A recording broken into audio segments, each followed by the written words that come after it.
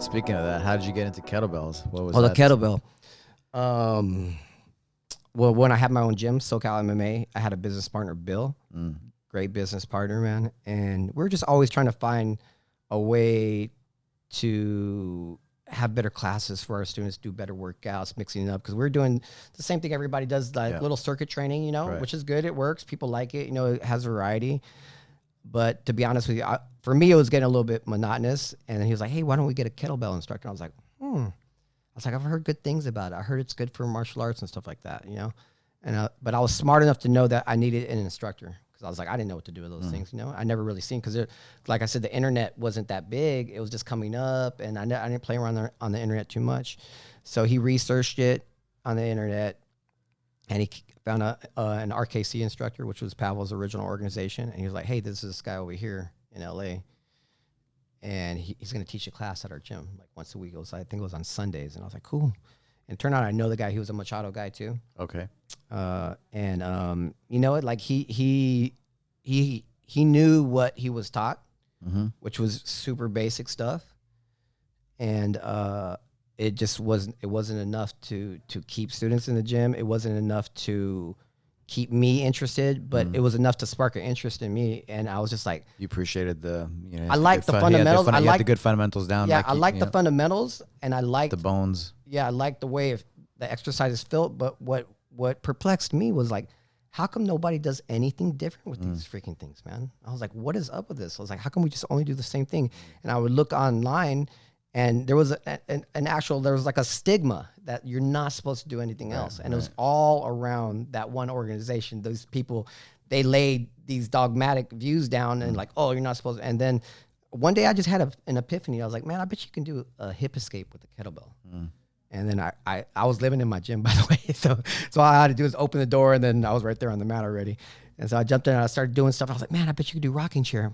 And then I just started like, man, it just opened Pandora's box. You're the first guy to add movement to. I was the first person. Yeah, exactly. I think so, because it was. You got a lot of hate for it. A lot of hate, man. It was mostly from those people from that organization, because nobody had ever, you know, it was like almost like 50-50. Some people were like, finally something new that makes sense. Even like my business partner at the time, Mark DeGrasse, like I had networked with him, and I knew he had been in the fitness industry for a while. And I was like, hey, what do you think of this? And then he was like, we got to do a DVD. It makes sense. It's like the evolution of kettlebells. Like nobody does any different. And it was like, it makes sense, you know? And I was like, cool, somebody believes in it. And at that time I had been, my students were kind of like my guinea pigs, you know? And I started adding the kettlebell stuff to the workouts. And then people started asking for it. And people were like, hey, can we do more of that Kettlejitsu stuff? And I was like, cool. It's like, so they like it. And I liked it. And I felt it helped me get in shape. It kept me interested. It allowed for a lot of variety, you know, because you too, you know, we get bored, you know, I have to mix it up and do different things, you know, and it also allowed for creativity, which is I'm a very creative person, man, you know, like. And fun. You make it fun. Come on. Thank Joey you, Jams. Thank you, Joey man. Jams. Thank you, yeah. Professor Joey Jams. Yeah, man. You know, like it's fun for me. Yeah. So, and people see, like, I have fun teaching class, man. I don't like working out alone, you know, going to the gym and pumping the iron and getting buff, you know, by yourself. But I have fun working out with my students, man, you know, and, you know, like I'm the type of person that leads by example, and so are you.